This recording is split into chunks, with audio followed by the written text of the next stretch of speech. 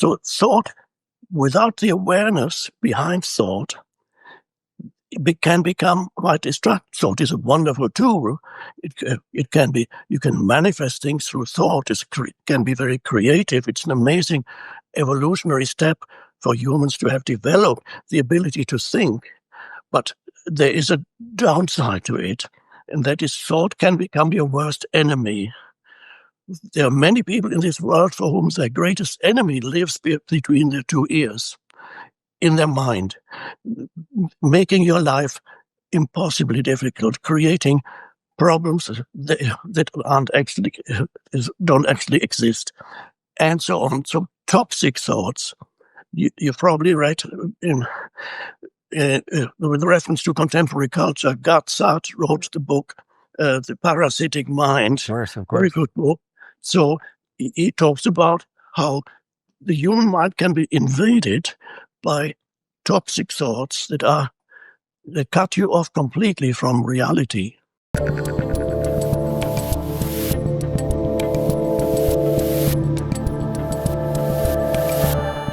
All right, ladies and gentlemen, as I tape this right now, it is 3:56 p.m. Eastern Time on July 31st, 2025. About 8 hours from now, I officially go off the grid for the month. And I could not possibly be more pleased to bring on my last guest of the season. We will be airing this on August 1st, my first day off the grid for the month.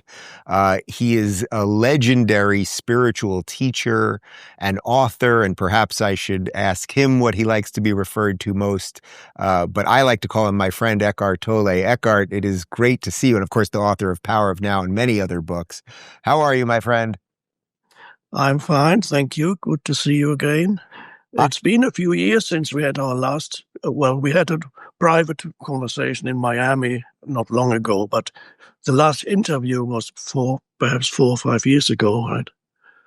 Yeah, well, it's great to see you. Yeah, we saw each other in person just a few months ago, but my guys just checked. The first time we sat down in person was 2019, and then we did it again in 2021. So it's been, about 4 years since you've been on the show. And I meant what I said up top. I don't think there could be anyone that I could end this season with, end this period of time with, and really put up as our first interview when I'm gone than you, because your life, in some sense, perfectly embodies, I think, why I'm trying, or why I've been trying to take this month off the grid. So maybe before we get into that and sort of our relationship with technology and some of the other things that you talk about, particularly mindfulness, which is really why and being present, which is more than anything else, why I'm trying to do what I do. For somebody, if there's somebody out there that doesn't know you, how do you describe yourself at this point? I mean, I know everyone knows you, but how do you describe yourself at this point? Well, sometimes people ask me, what do you do? Well, I'm getting old now, so everybody probably assumes that I'm retired. but occasionally still people ask me, what do you do? Or they ask, what did you do? So sometimes it's best to simplify things, give people something that they can immediately relate to and understand. So the simplest answer I sometimes give is I'm a writer, and sometimes that's it. But they're happy, and sometimes they ask another question: what do you write about? And then, of course, becomes a bit more complicated. Everybody has a certain conceptual identity, so obviously I'm what one could call a spiritual teacher. And to some people that term makes sense, to others it doesn't. But whatever conceptual identity one uses, that's not ultimately who or what I am. There's a deeper level to your being. So the way I talk about it is, say I'm a human being. So there's a twofold identity. Everybody has a twofold identity. On the one hand, you have the human identity. As a human, you have a physical body and you have a mind. You have a psychological identity conditioned by the past. That's the personality, the person that you are as a human. And I call that sometimes your surface I. It's also what can be called the ego, the egoic identity. And for most people, that's all they are ever aware of. But there's a possibility of accessing, of finding, of discovering a deeper identity. I call it the deep I, that transcends who or what you are as a person. And then you are no longer, when you access that, you can sense that, you can feel that deep identity. And we'll be going into that perhaps in a few minutes to see how to access that. When you access that, you're no longer trapped in a conceptual identity. So if I believed, some people believe that what I talk about is nonsense. Other people say I'm fantastic, I'm a great teacher. But I refuse to carry around a conceptual identity. I sometimes have to tell people that's what I am, but I don't feel that that is my true identity. Nothing in the conceptual realm, which is thought, is my true identity. So I'm not looking for any identity in the dimension of thought, of thinking. And on the dimension of form, man, woman, race, gender, age, personal history, achievements, victories, defeats, sufferings, what people did to me, what I've done to people, all those things become your personal identity. It's a collection of memories and reactive patterns. Everybody has that. That becomes who you are as a personality, as a person. Our true, as I see it, our true purpose in life is to go deeper into we could call it the spiritual dimension, to connect with a level that is within yourself, that is deeper than the personality, the deep I. The deep I is where the deep I transcends who or what you are as a person, and it connects you with something infinitely greater than you, than who or what you are as a person. And ultimately, one could say that is your connection with the spiritual dimension, or that is your connection with God. In order to find it, because maybe that's your next question, in order to find it, you need to access within yourself a dimension that we could call stillness, where the mental noise or the mental clutter, because everybody lives with this mental noise, I call it the voice in the head, that comments on whatever you're perceiving, it comments on your experiences. This voice in the head thinks about the past a lot, thinks about the future a lot, has very little connection to the present moment. And if it connects to the present moment, it interprets the present moment through its mental conditioning. You have certain thoughts. You interpret what you perceive through the veil of these thoughts. For example, it could become an ideology. There are millions of people who are trapped in an ideology that they have taken on board, and they look at the world through the veil of their ideology, and then that distorts reality completely. So you have thought. It's very important. What kind of relationship do you have with the thoughts in your head, with all their thinking? Are you aware of the thoughts in your head? And here we come to the key term, to the keyword awareness. Another word for that would be presence. If you're not aware of the thoughts that go through your head continuously, you are identified with all those thoughts, and you are completely conditioned by the thoughts. They become a veil. You cannot really, you don't have the clarity to see reality as it is. So, and as you know, uh, there are many types of thought that are actually completely dysfunctional, that are completely disconnected from reality. I first discovered that when I was young. One of my family members was suffering from paranoid schizophrenia, and I could see how he was unable to see reality as it is, because he had a veil of assumptions and beliefs that all those people are out to get me, they're all out to destroy me. And so completely misinterpreting reality. So thought, without the awareness behind thought, can become quite destructive. Thought is a wonderful tool.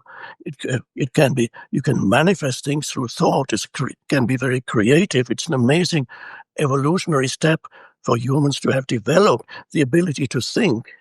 But there is a downside to it, and that is thought can become your worst enemy. There are many people in this world for whom their greatest enemy lives between their two ears, in their mind, making your life impossibly difficult, creating problems that don't actually exist, and so on. So toxic thoughts. You've probably read with reference to contemporary culture, Sartre wrote the book, The Parasitic Mind. Of course. Very good book. So he talks about how the human mind can be invaded by toxic thoughts that cut you off completely from reality. Carl Jung also pointed out that the greatest danger for human beings is not in the outside world. The greatest danger for humans is mass psychosis. When a large group of people become infected by thoughts that take over your mind, like a virus infection in the body, nobody actually knows what exactly a thought is, because nobody knows exactly what consciousness is. Mm-hmm. Thoughts are a manifestation of consciousness. Obviously, it's a form that consciousness takes, but thoughts are actually invisible. If somebody opened my brain and looking for the content of my mind, you wouldn't find it. Thoughts are actually, there's a connection between thought and the human brain, but I don't believe that the brain actually produces thought. It's like a radio receiver for thought.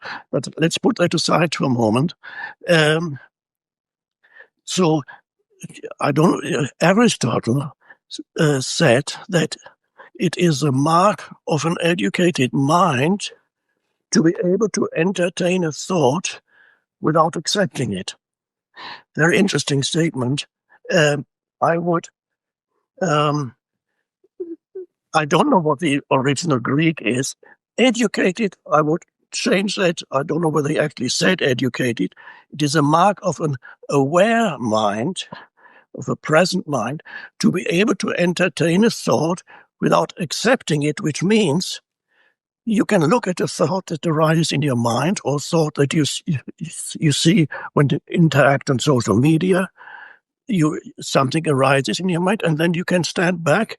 If you are aware, you can look at the thought. Then you have a kind of immunity against being taken over by a viral infection, of a mental viral infection.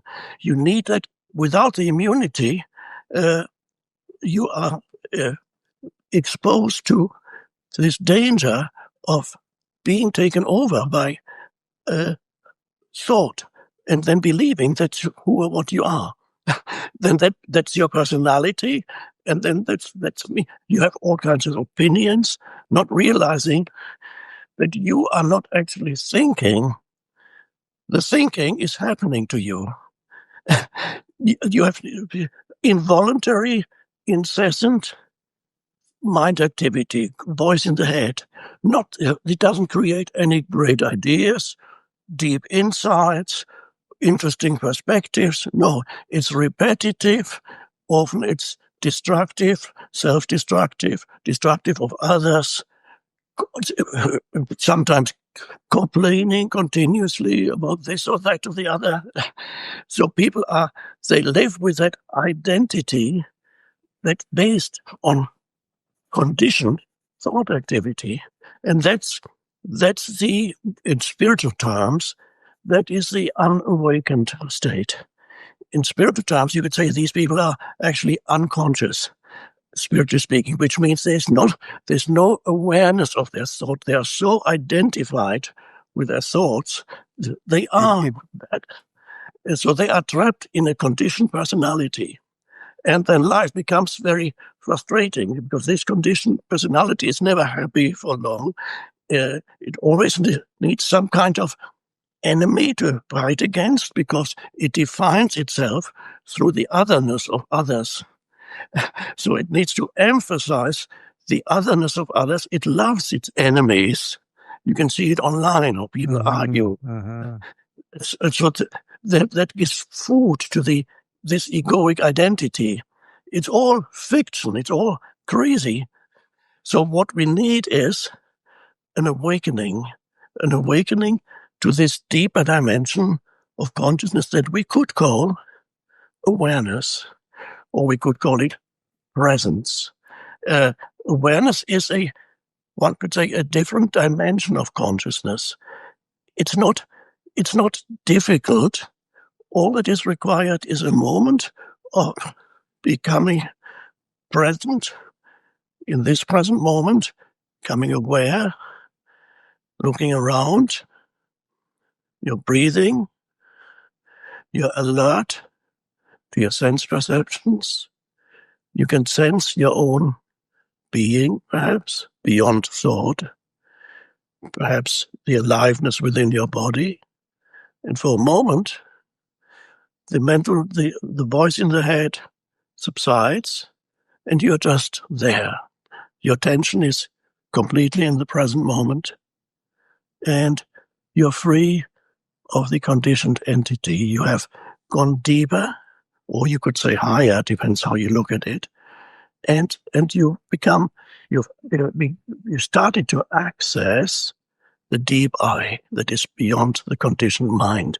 So the deep I is you as consciousness itself, whereas the conditioned entity that is the surface I is the forms that consciousness has taken temporarily and become a person. And so my true identity and your true identity is your consciousness.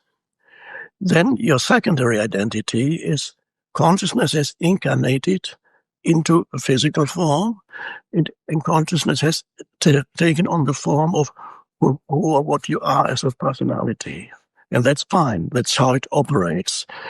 But unfortunately, most people are completely trapped in the conditioned part of consciousness, having no access to the deeper unconditioned part, where you find inner peace, an intense sense of aliveness, a sense of beingness, almost sometimes you could say a joyful presence.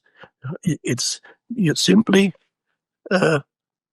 you become aware, and this sounds a little strange perhaps. You become aware that you are aware. You become conscious of being conscious. You can sense your own being as consciousness itself. This is not complicated, and don't even try to understand it, because it's not conceptual.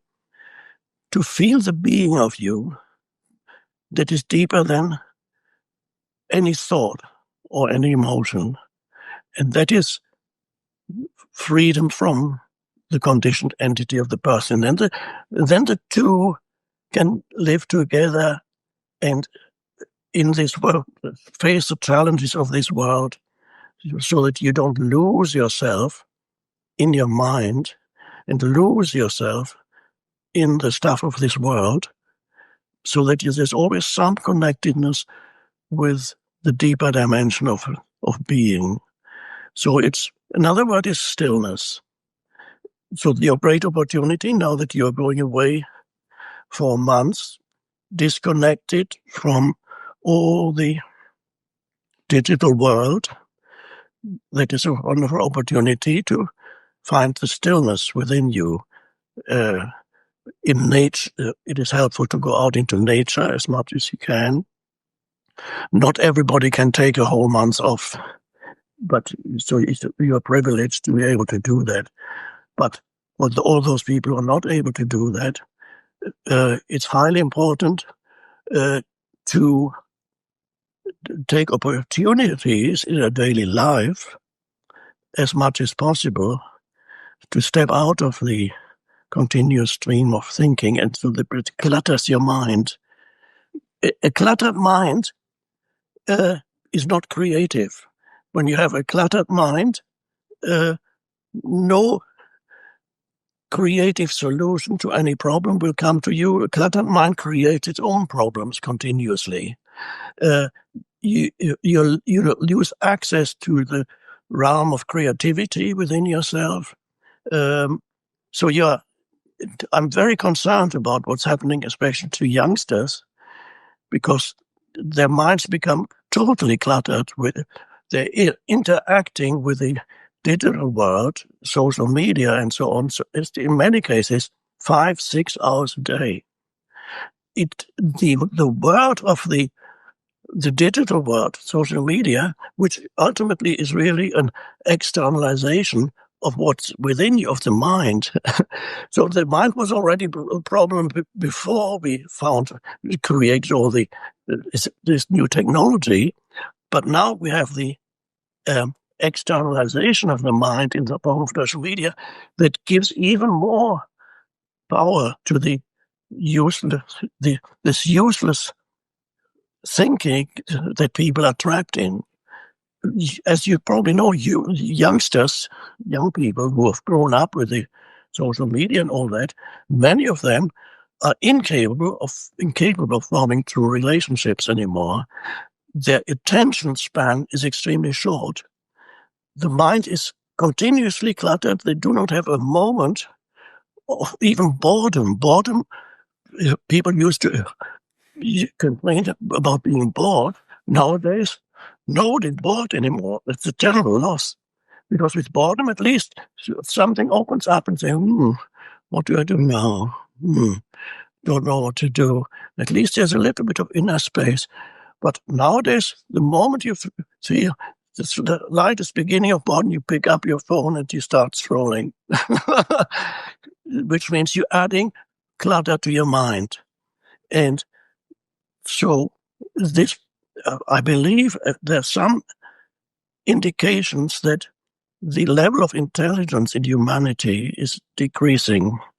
That humans are becoming more stupid. If you look at many movements in politics and so on, or cultural movements, you can say, well, that's actually true. Reminiscent of the now well-known movie Idiocracy that describes how decrease of intelligence in humans.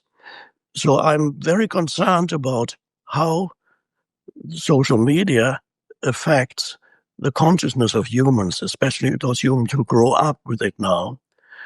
It offers enormous possibilities, like what you are doing and other people are doing. So you're using the possibilities that social media offers.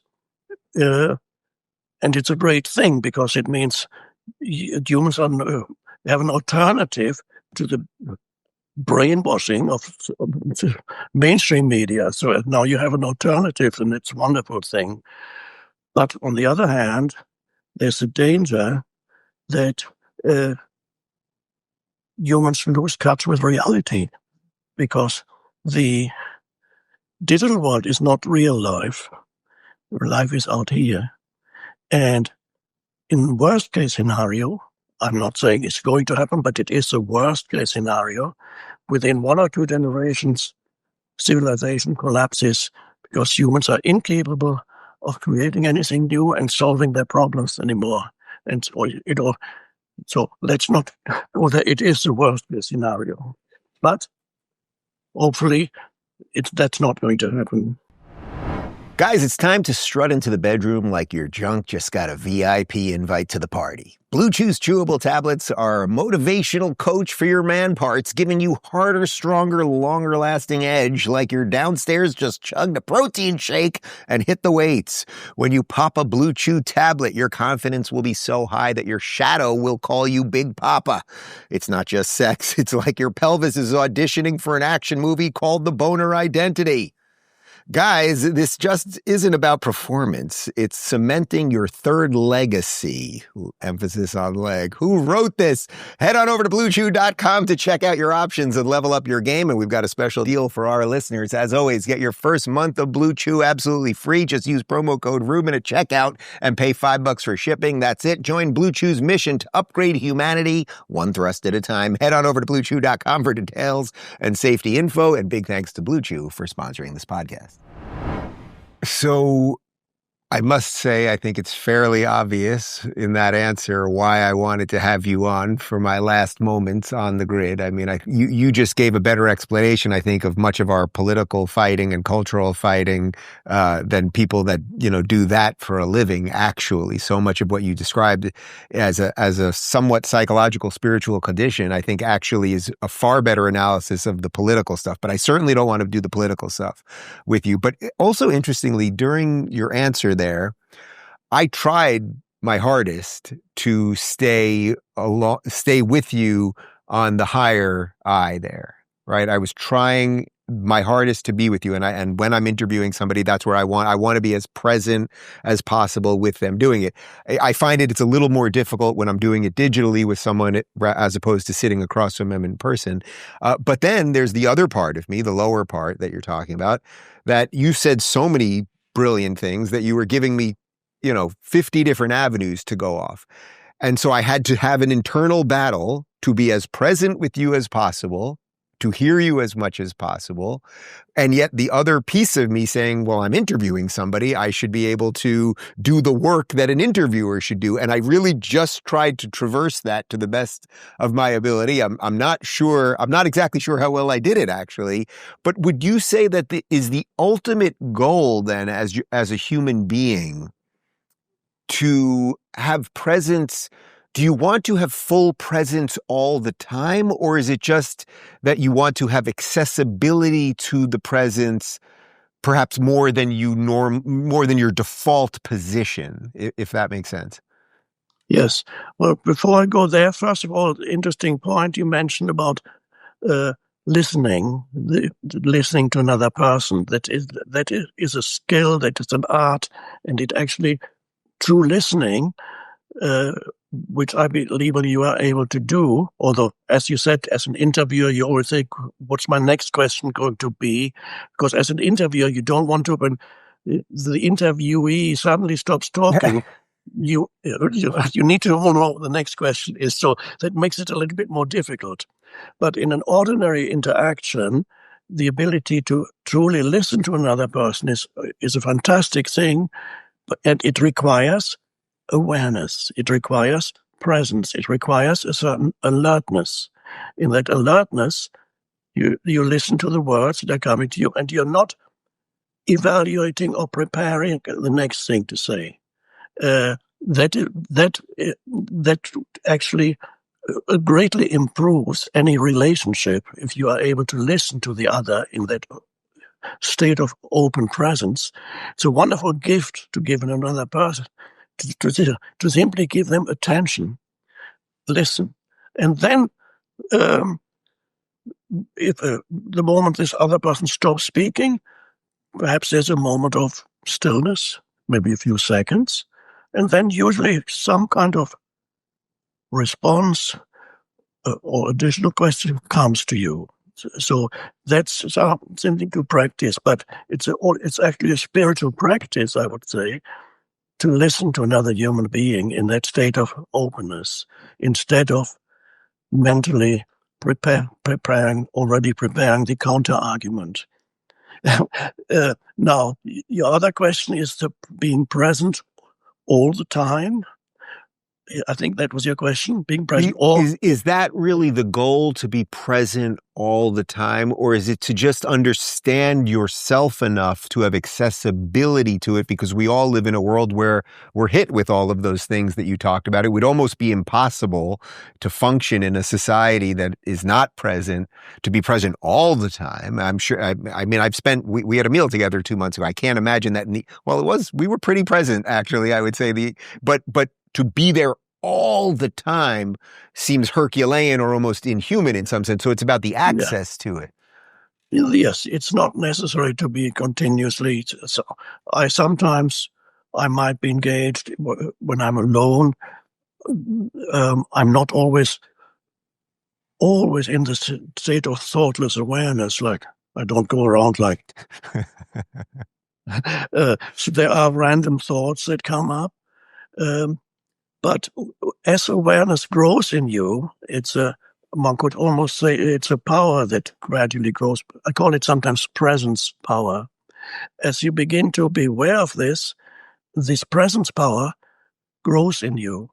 And then gradually, even while you are engaged in thinking or talking to another person, there's in the background, you can still feel a little bit of stillness or awareness or your own beingness. So there's always, you don't lose yourself completely in the stream of thinking.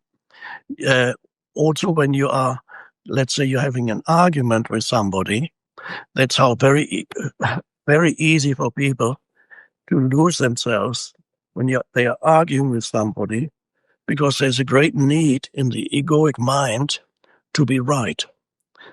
For the ego, to be wrong is a small death, because the ego is identified with opinions completely. Identified with an opinion means you derive your sense of self from your opinion. You don't just have an opinion. Mm-hmm. Opinion becomes you. And then anybody who questions your opinion becomes your enemy. This is delusion, but millions of people operate in this way. So the danger is when opinion becomes identity, you're lost. You're lost in your mind, and you create a lot of unnecessary conflict. Now, I have opinions, of course. You can't go around life without. I have certain opinions about. I have even political opinions, not that I talk about them very much, because my function is, I see my function as helping people to become more conscious. I don't want to go to the various positions, and I don't want to interact with, to immediately, when I can see delusion in people, I don't feel the need to go out and tell them you're deluded. Rather, help them to be more conscious. Let's say if I were a psychiatrist and somebody came to me and says, I'm Napoleon, he identifies as Napoleon. I would not say, you're crazy. Of course you're not Napoleon. Get rid of that idea, because immediately he would, the connection would be lost to him. Nor would I say, yes, you are Napoleon. No, that's wrong too. But listen, bring some presence into the interaction. And then there may be a possibility that this presence affects him in some way and helps him to go beyond his illusion. I'm giving this example to say what in my work, I consider most important is that not to other people. It's other people's function to actually attack totally erroneous and crazy beliefs. That's perfectly fine. There's a need for that also, as long as they are not completely identified with their position. As I said, I have opinions, and sometimes I tell people what my opinion, private interactions. I give my opinion, and that's fine. If I'm not identified with it, the person who disagrees with my opinion does not become my enemy, but I'm still very I can still very clearly state my viewpoint, but I don't become my viewpoint, because who I am is not my mental position. I'm not looking for myself in my mental position, because I have access to a deeper level of my being itself, in the that alert stillness between two thoughts. Some you feel the the the I am, one could say, the I am without any addition to the I am, the beingness itself, the being of you. That's the ability to sense the being of you is a wonderful liberation from the personality. The personality, of course, continues to operate, but you're not completely lost in the personality. Then you can actually have a discussion with somebody without making them into an enemy.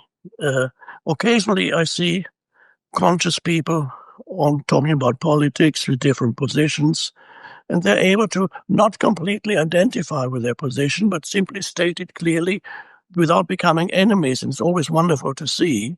And then other interviewers, they thrive on the controversy and shouting of people. I don't want to mention any names, but some interviewers are actually quite successful, because they generate in the viewer, they generate negative emotion, and some people are addicted to the ego is addicted to negative emotion.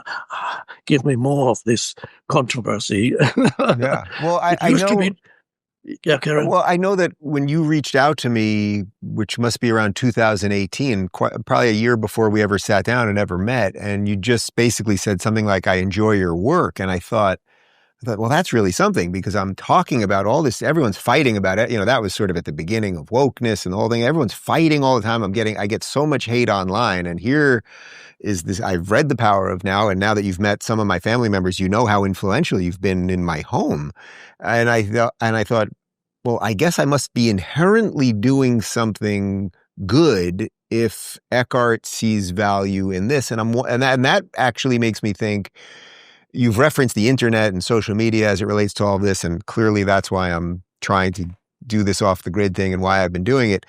Do you see the internet now, because of some of the things that you mentioned and the scrolling and the fact that we never, I really like that you said we never have a moment alone anymore. There's no boredom anymore. In the old days, you used to, if you were meeting a friend before cell phones, you'd have to say, "I'll meet you on the corner." And if they weren't there at 7:30, you had to just stand there and wait. And you might look at people or stare at the sky. And we just literally never do that anymore because of the phone. So my question is this: do you think that this is this genuinely a unique moment that we're in because of the internet, or is this just the next turn of humanity? That this, there was the printing press, then we got radio, we got TV. The internet obviously is unique in some sense because of the interconnectivity, but do you view this as just the next version of this? I mean, you've been talking to people and writing for decades. Do you see a fundamental change in the frustrations, the neurosis, the confusions now that maybe you didn't see 20 or 30 years ago? Yes, there's perhaps to do with the technology, there's an intensification of the craziness. The craziness was already there before, but the craziness becomes amplified by the technology that we have. So that's the challenge we face. But at the same time, it's a great opportunity, because when the craziness becomes amplified, for some people, it becomes easier to recognize it. You see suddenly an amplified version of a craziness that was kind of often underneath the surface. There were always people with crazy ideas before the technology, that all they could do is talk to their next door neighbor or some other friend about crazy ideas. Nowadays, everybody can put out their crazy ideas. That's the negative part of the internet. So the craziness grows and is amplified. But there's also the positive side of it, of course, that which counteracts the craziness can also operate more effectively now through the internet. So you have the two, an amplification of the craziness, and at the same time, the possibility of sanity being disseminated also through this technology. You have the two. Yeah. Um, So which one is? I think you're telling us that the world is what you make of it, perhaps? Yes, yes. Make sure make sure that you are part of the sanity of the technology. That you're not drawn into the insanity, which is very easy to happen when you start interacting on social media, to become reactive, to find enemies online, people you've never met, and you insult them, you call them names, totally crazy, and it amplifies your ego. You feel it's a total illusion. So there's mental illness is growing through that, but the possibility of going beyond the craziness is also there at the same time. So where it's going, I don't know. Right. So that's in some sense probably that's the ultimate question here. I mean, does that leave someone like you? Is hopefulness useful to you even in some sense? I was going to say, are you hopeful then with that dichotomy? But I guess in some sense, hopefulness probably isn't that important in some way. No, it's hopefulness is not. There's not real power behind hope. It's nice to hope, but there's no power. I would say instead, make sure that you embody, you represent the sanity in this world. There's obviously the famous saying, I can't remember who first said it, be the change that you want to see in this world, someone said. And that's very true. So you need to, in your interactions, whether personal interactions or online interactions, make sure that you are not drawn into the useless, the craziness, sanity. You embody the sanity. But different people do it in different ways. Some people just give information out instead of attacking crazy ideas. They just put out information to counteract state the truth, to counteract the craziness. There are other people who are a little bit more aggressive, and as long as you don't lose yourself in it, that has a function too. Gatsat is an example of that.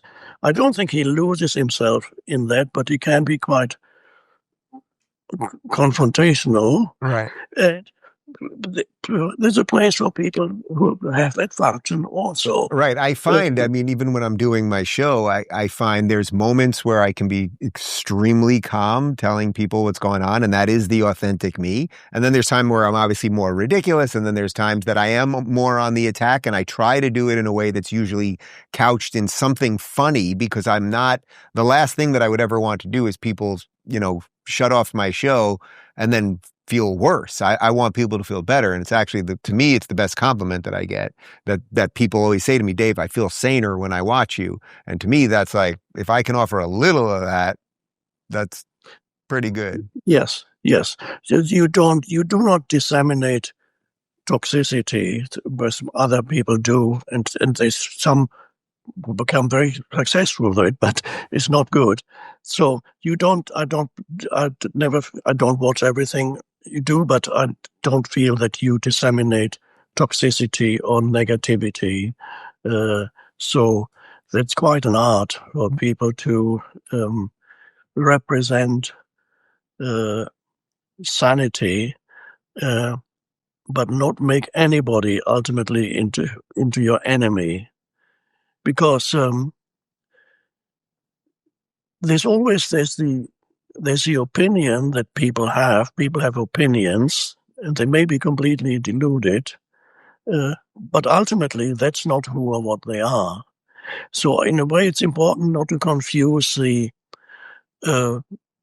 perhaps totally erroneous viewpoints or opinions that are disconnected from reality that people are possessed by, not to confuse that with who they are truly and ultimately are. there's a deeper being. And if you want to use a religious terms, you can say everybody is a child of God. Everybody is an emanation of the one that we call God. God, this is how I see God, is the incomprehensible one that in a transcendent realm, there is this incomprehensible, unbelievable, vast intelligence, power that emanates, like the sun emanates light. The power of God emanates into this world as consciousness. I see consciousness emanates from the source of all life that is transcendent and totally incomprehensible. But the consciousness that you can sense within yourself is a ray of that. So that's when you become a little bit still, you can sense the essence of who you are as consciousness. You suddenly feel what you can know for sure, because everything may be a dream. Perhaps the philosopher has been talking about that for centuries. Perhaps this whole life is a dream.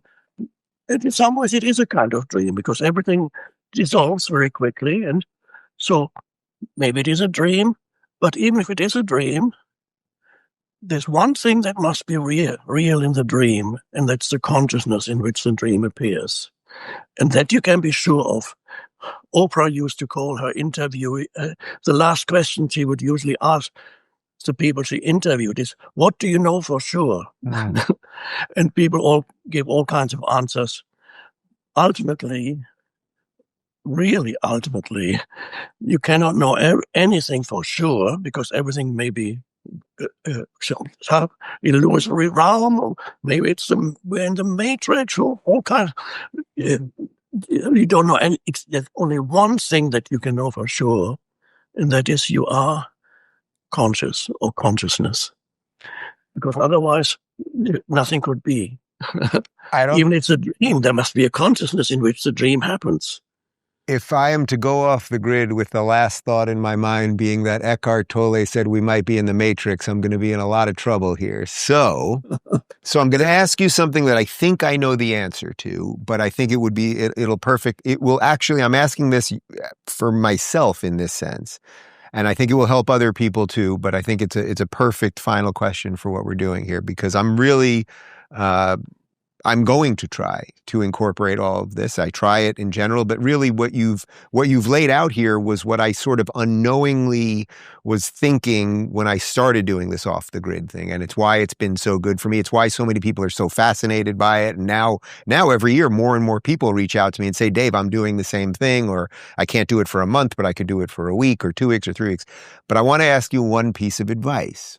And again, I think I know the answer, but when I come back, I am going to, sit down with my guest host. I'm going to learn all the stuff that I missed. I'm going to be right back in the throes of the internet, of the scrolling, of the news, of the current events, all of the craziness, on top of just back to work and interactions with people, and all of that's on top of the nice things about it, where people say nice things to me, or the bad part about it, where they say terrible things. But it's all going to come flooding back in a pretty small amount of time. What is the best way to deal with that? Well, the staying as present as you can without being totally drawn into the mental stream of thought, so that you can always, on a daily basis, as much as possible, take little moments of stepping back from thought, where you're just looking at the screen and look out of the window, take a few conscious breaths. And as you do that, conscious breath means your attention is on your breathing, which means you're not thinking. It's simple, which means a little bit of space opens up within you, where you're just conscious, so that you are